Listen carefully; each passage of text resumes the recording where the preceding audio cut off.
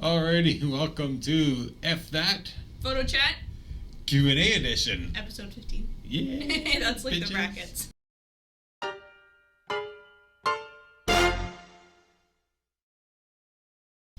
Alrighty, so Q&A. Yes. We sent out Some Q&A slots. Yeah. So we got some good questions. We did. Sue just sent me a bunch of good questions too. Yeah. So I think I sent from one of my accounts on the Instagram a question that I wanted answered. So I sent it over the Instagram thing so I could remember it. okay. Let's see if we got any more. I checked this morning, but just to be safe, we'll see if we got any more. That is not the right account. I literally have 4 accounts on the go right now. On Instagram? Yeah. Got my personal, Right. my VBB creative, Yeah. F that, and then I have my dad's nag. Oh, because yes, he doesn't know that's how right. to post or answer people. So I basically run it.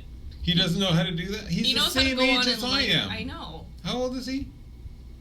He's a little older than you. He's like, what, 55 or something like that, right? I think he'd be offended if he heard you say that. I think he's like 53 or 54. Okay. He was alright. born in 65. So he's 56.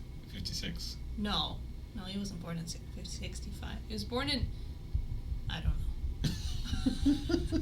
He's mid-50s. He's older than me. Yes. But yeah, he doesn't know how to run, like, he goes on and likes stuff and sees people's stories.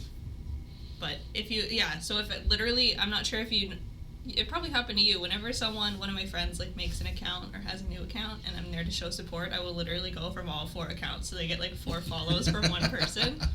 It's Nice. great. Yeah, so should I wait for Sigma to announce an X-mount telephoto lens or go with the new Fujinon? I feel like it's going to take a long time for that X-mount stuff to come out. Yeah, I don't know. Yeah, I would definitely go with the new Fuji. Yeah, they don't. The Fuji's cheap going to be out. a better lens anyways. Yeah, so. they don't cheap out on stuff, which is nice unless you're getting an XC. Hot weather or cold weather? Oh, hot. Yeah. Oh, you'd hot. rather be hot, Oh, yeah. but I feel like with cold weather you can accommodate to be warm. I just can't do cold weather. I can't do gloves. I hate gloves. I just can't fucking stand gloves. It's like jail for your fingers. Yeah. So yeah, and I understand that in the cold you could always add more layers. Yeah. But in the hot you can only take off so many layers You can't before take off getting your skin, arrested. though. Right? Yeah. So I know that from experience. Do you? Anyways. Now are you the kind of person who likes to sleep in cold or sleep in hot? Sleep in cold. That's weird. Yeah. I'd rather sleep in cold as well. Yeah. Actually, I don't know. I used to be sleeping cold, but in the summers, because our room is on like 2 outer walls and our apartment's very poorly insulated, I'd much rather sleep in the hot. Oh man. Because I can't put the fan on. Oh, don't even. I love fans. Yeah. I can't stand it when it's hot. Like it's like when I'm going to bed. Yeah. Like I just don't want to be hot and sweaty in bed. This one is from Cole. This is the one that I like hyped up because Okay. I was so excited about it, and I still am. Would you rather? Oh, I'm so excited. Would you rather be a dragon or own a dragon? I would like to own a dragon because that'd be fun to fly around Yeah, on a dragon. that's where I'm at. The biggest problem though is pooper scooping. Yeah, I mean, it also depends what time period you're in. This is not part of the question at all. If you're in like medieval times and you own a dragon and shit, Yeah. or even it doesn't even have to do with times. I was gonna say if you live in medieval times or something, or even if you're in like an area where you have shit tons of land, which I'm sure you do if you have an animal that size. Yeah. You could just like have him go out in the forest. You could potty train him. True. Yeah. Tell him, and he'll you could have crops. Have him fertilize your crops. Sorry, that was. Yeah, and if they taste funny, he could just burn them down. Yeah, exactly. Now it also depends what size dragon it is too, right? I'd like to have any size dragon. Yeah. Yeah, I'd like to have a massive one that I can ride around. Yeah. Be like, what is that called? A lasso thing? Is it called Yeah. I just know that term from Photoshop. I was just picturing you with a cowboy hat and chaps and on a dragon. Where all the other knights on dragons are laughing at you. I'm like, I'll lasso them from their dragon, throw them to their death. Their dragons are laughing at your dragon, going, "Look at your fucking owner." Yeah, and then I'll kill their owner and take them and keep them captive for my own selfish reasons. I don't know. Would you rather have a big dragon or a small dragon? Is there not a medium dragon? What would a medium dragon be like? The size of a car. Okay. Like How to Train Your Dragon. Yeah. Size. Yeah. Okay. Like that size. Yeah. They don't necessarily have to be the size of like Game of Thrones. Yeah, I'm like thinking like fucking the size of a city. Yeah. Yeah, I don't think I'd like to be a dragon. Because you'd get hunted a lot. Yeah. And you misunderstood. Exactly. You'd be eating people's sheep and they'd be like, "Dude," and it's like, "I'm hungry. Fucking KFC doesn't have a drive-thru for me." Okay. This one, so I'm not sure if you saw the story. This is from the story I posted yesterday. Okay. Which is several days ago when you guys see this. That I wrote like no filter needed and encouraged. Okay. And Jordan was the first one to answer. Oh shit. And okay. he certainly didn't have a filter. Alrighty. So trigger warning.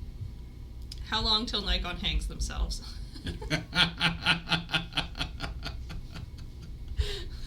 I feel like they'll go out with a fight. What day is it today? Sunday. What, you think tomorrow? No, Tuesday. Oh Tuesday my god. Do you think they'll ever just like throw in the towel, or do you think they'll just keep going till they... Oh no, they're gonna keep fighting. Yeah. Because it can't just be Canon and Sony.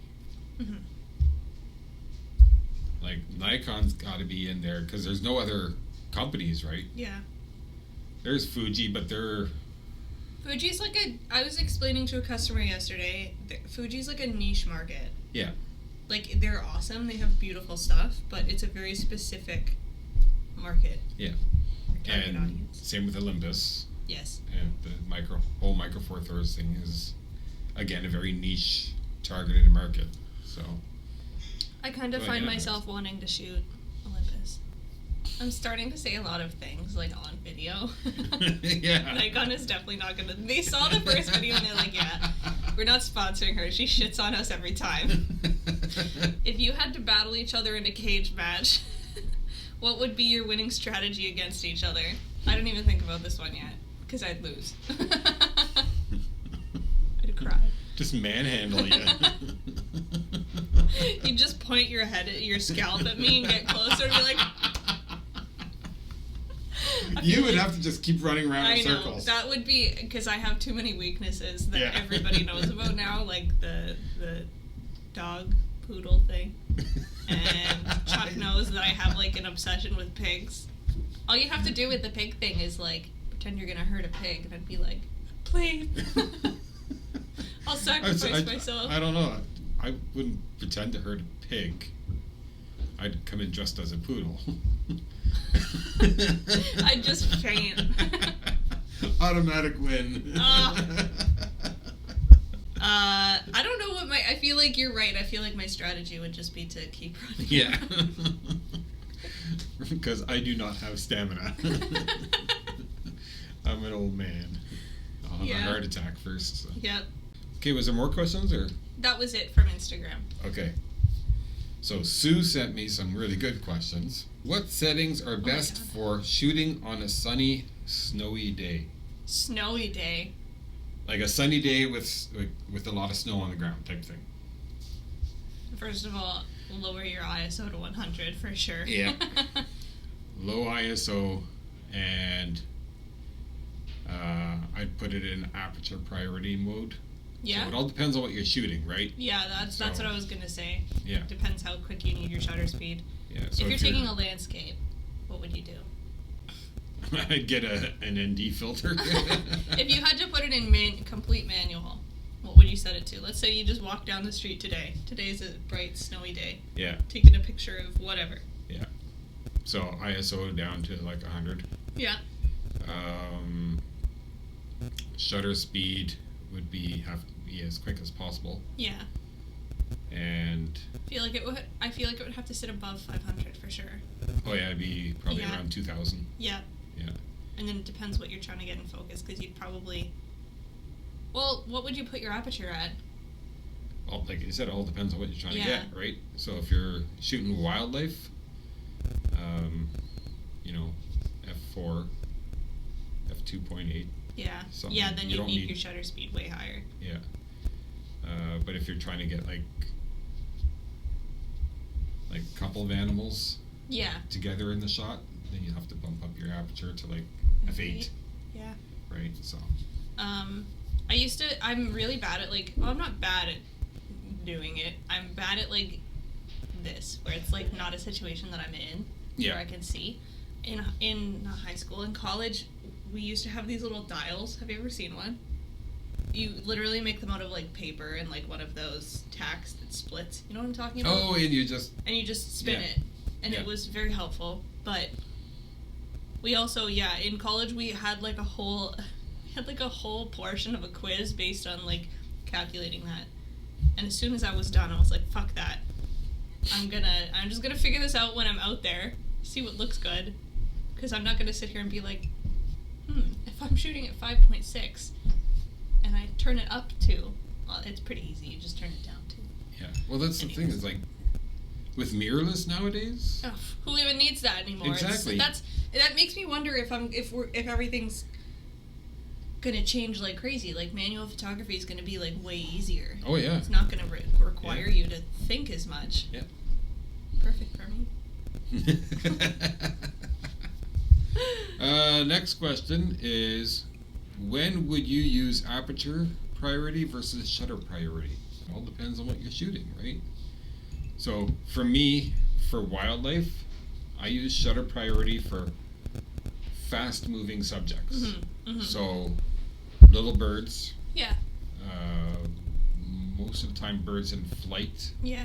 If I want to tack sharp image of the bird, like the wings flapping and everything like that, or let's say a cheetah Yeah. chasing down prey or something Yeah. like that, right? So that I would have faster shutter speed, or if I wanted a little bit of motion blur, then I could adjust the shutter speed. Yeah. Now for larger, slower moving subjects, Yeah. I'll switch it to aperture priority mode and let the camera worry about the shutter speed. Yeah. When was the first time I went wildlife shooting with you and Chuck? Or not you and Chuck. You and Steve. Was that Jack Pine? January 1st last year? Yes. Yeah, I think that was the first time we all went out. And we were setting up, I brought the Z50 with me. Yeah. And I was like, oh, do I throw it in shutter priority? And you were like, no, aperture. And I was like, what? But that's because we were working with birds that sat in our hands and we wanted Yes. nice shots. Yeah. And same with park omega and stuff, when the animals are not bolting anywhere. But in terms of in the field, I've used both on I don't want to say assignments, that's a weird word to use, but basically assignments, or shoots. So weddings, I use both. So most of the time at a wedding, I'll use aperture priority, but for some shots the bouquet toss, Yeah. that I'll throw it up to. Actually, at that point, usually it's inside at night and I'll throw it on manual because I'm working with lights and stuff, but if it were outside, I'd do shutter. Yeah. But there's no wrong way to do this. No, there right? not It's all So- your own judgment. So shutter priority, aperture priority, and manual mode, they all achieve the same results. Yeah, they do. So it just aperture priority and shutter priority. They make it a little faster for you. Well, they make it faster, and there's less thinking involved Yes, on your exactly. part, right? And I don't So- think there's any shame in using it, because a lot of when I first started, I was like, oh, this is an automatic mode. It feels weird. And when I was shooting a wedding, my friend who also shot a wedding was like, you should honestly throw it in aperture priority mode because you don't always have the time to think and set the settings. Yeah. She's like, this will make your life 10 times easier, and you can still have some control over your images. So, Mhm. So, kit. next question. What kit build would you recommend for a novice photographer? It's like everyone that comes into work. Yeah. What would you recommend? Usually I recommend Canon Yeah. because it's the simplest Yeah. system. And like an M50 or an SL3. Yeah, I usually recommend the M50 if they have like a bit of a higher budget than like $300. Yeah.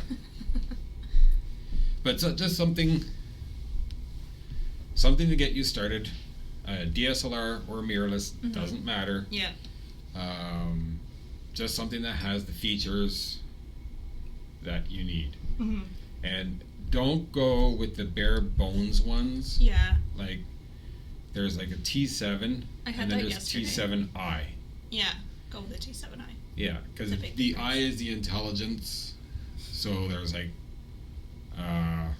flip out rotating touchscreen, Yeah. Wi-Fi, Bluetooth, Mic. infrared, Mic input. mic input. Like these are all things you might not use, but you know what? Spend the extra $150. There and get it. there is a higher number of focus points too, Yes. which Yeah. is a big one that a lot of people just like forget about. Yesterday I had someone come into the store and they were like, she was just very beginner and she's like, oh, I just want like the most simple DSLR there is.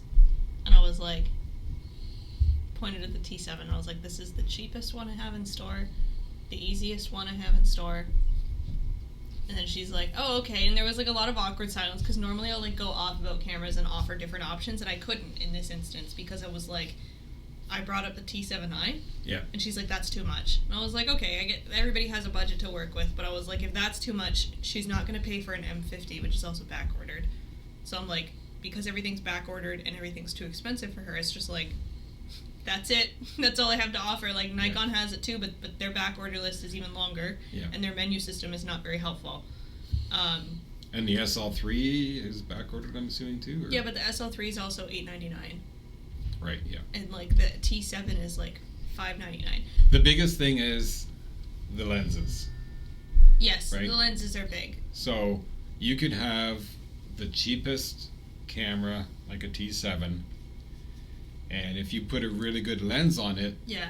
you're going to get some amazing photos that can compare with a Canon 1DX Mark III Yeah. or an R5. Yeah. The other thing I'll mention with lenses is that I find a lot of people when they're shopping around and like they're typically on a tighter budget. When you're looking, I find a lot of people that come into our store like, oh, Best Buy is offering it for $50 less. A lot of stores will offer the same kit with a lens that does not have IS. Yep. Like image stabilization, which is a huge thing. You always want image stabilization if you can get it. Yeah. Unless you're like shooting a prime, but most do 50 primes have IS? But that's a different story. Yeah. So even though it's $50 less, you're sacrificing like a huge amount of quality in your photos. Oh yeah. And I think that's overlooked a lot. I also think that the 18 to 55 is a very underrated lens. Yes. I have a friend who I went to school with, and she still shoots with, I think, her 7100 and her kit lens, which is an 18 to 55 with IS. That thing, I don't know how long ago I graduated. It's like 5 years old. And the work she produces with it, she's not using like $1,000 lenses. It's Yep. all the way that she shoots. So you can get really cool lenses as well, but don't automatically throw your 18 to 55 out the window because it can do a lot. Yeah. It's a Oh kit yeah. lens for a reason. It's a really good range. Yeah. So Yeah. that's my rant. There we go. Okay, next question. What are your tricks to slow down and compose the shot when seeing an unexpected wildlife encounter? I don't have any tricks because usually I panic. I usually miss it. Yeah. I'm like, oh, a squirrel. My camera's like down here, not even on. There's 3 stages for wildlife photography. Yeah. Okay. So the first is the proof shot. Okay. So we'll use a dragon. Okay. Right. You see a dragon. I It's guarantee like you I wouldn't have my camera out if I saw a fucking dragon. I'd have my lasso out. Just see me flying. And your in the air leather at the moment. chaps. Yeah. Pink leather chaps. Yes. So, you, Whenever the hold word, on. We'll just let everybody visualize that. No.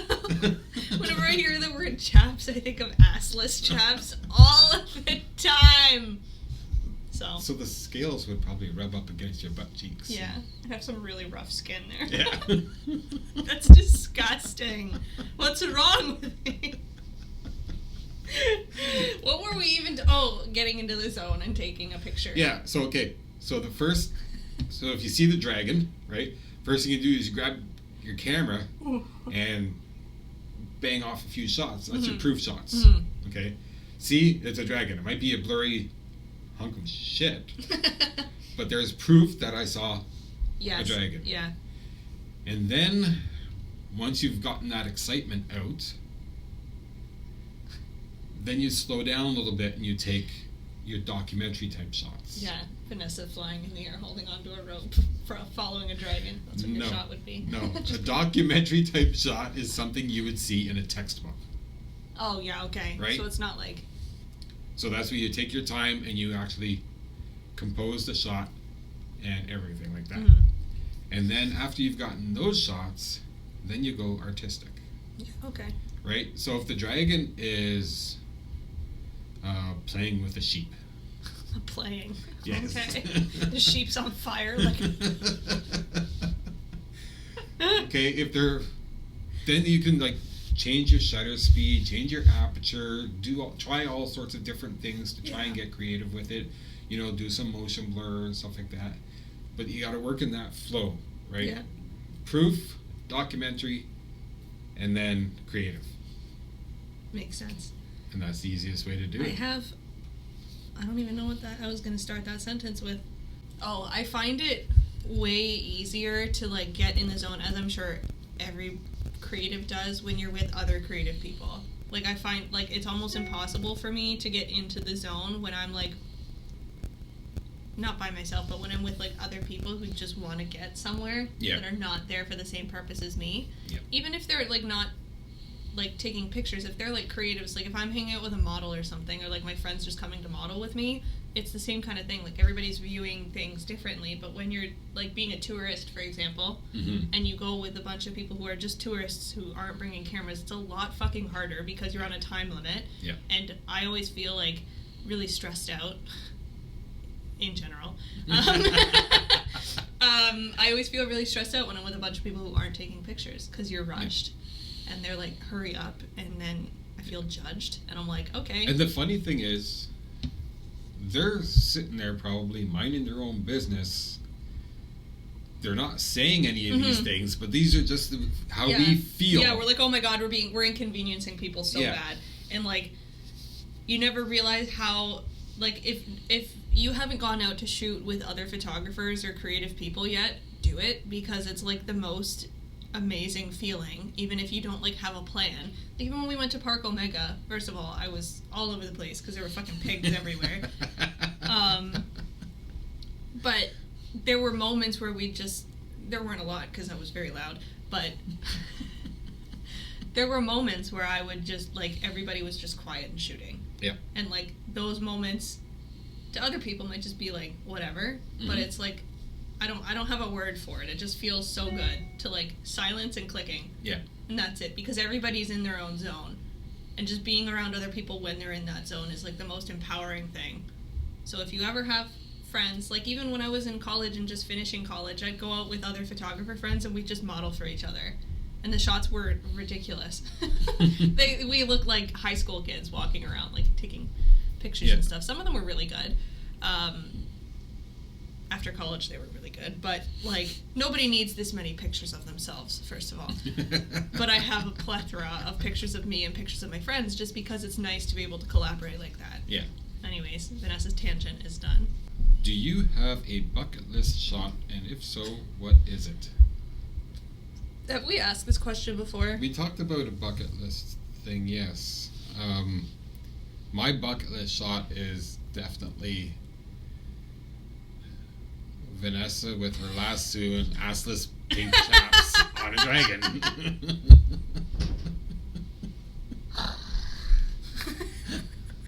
That is definitely bucket list material right there. I would say so. Yeah. I don't know. I've thought about this question a lot. Because I feel like we've kind of talked about it, like, earlier. I have bucket list, like, photography experiences.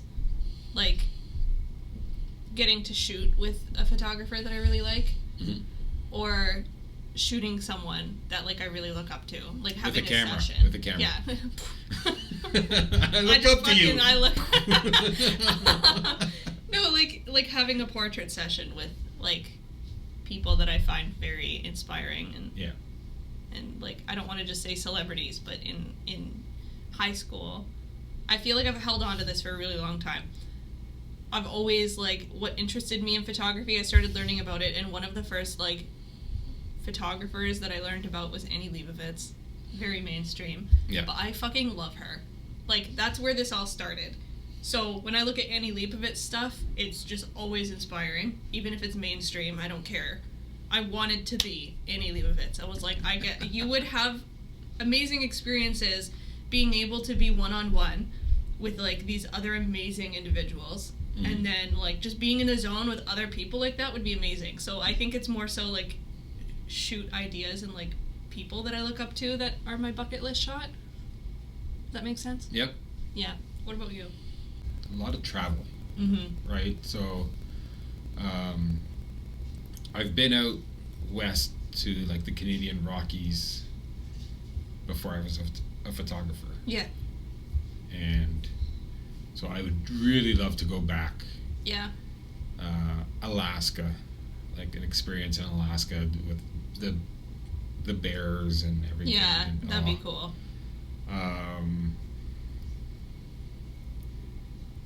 The landscapes, like, I would love to go to Hawaii and shoot the that volcanoes. Would be cool. Yeah. Wow. Go check out our video exclusives. Yeah. There were 2 this week, so one of them is only like 5 minutes. Yep, that was your nightmare. My nightmare. Chuck, that was supposed to be part of the last week's podcast, and Chuck thought it deserved its own video. Exactly. So that's a short little, fun, traumatizing experience. Trauma is the word of the day. And then we had another video exclusive of us going to Park Omega. Yes.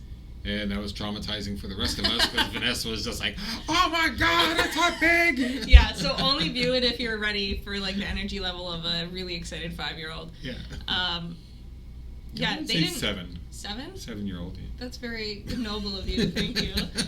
I watched it and I was like, I'm so annoying. I can't even watch this. It's because, like, I got in this zone where I was just like, fucking pigs. Chuck, nobody other than Justin, nobody knew. You guys didn't know that I love pigs. Yeah, no. Like, they're my favorite animal. Like, anybody who knows me in real life, other than you and Sue, probably knows my thing with pigs. Well, we do now. Yes. Yeah. You said that in the car. You're like, well, we know now. I was halfway out the car feeding the pigs. I'm like, I was trying to touch it, and it didn't want me to touch it. Yeah. So sweet. Oh, I love those pigs. Yeah. If I had a dragon, though, I'd feed it pigs. No. And they'd make such a good roast. Would you? If I had a dragon and had to eat pigs, I would not have a dragon at all. You would feed the dragon to the pigs. Yes. I would rather have flying pigs. Now picture that. Me lassoing with a lasso, a flying pig, and my pink assless chaps. That's a little more accurate, right? Then the other dragons would laugh at me. Yeah. I'm like Radagast the Brown. Who? Radagast the Brown? Lord of the Rings? The Hobbit? The wizard who lives in the forest who, like, rides bunnies? Oh. I'm like Vanessa the Pink. That was... Alright, let's cut. Cut!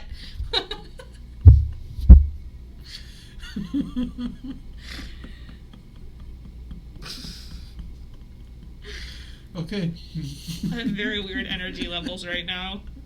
I'm, like, just tired from laughing. So that was our Q&A episode 15 of F That. Photo check.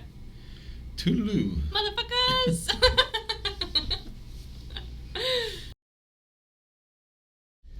drugs kill.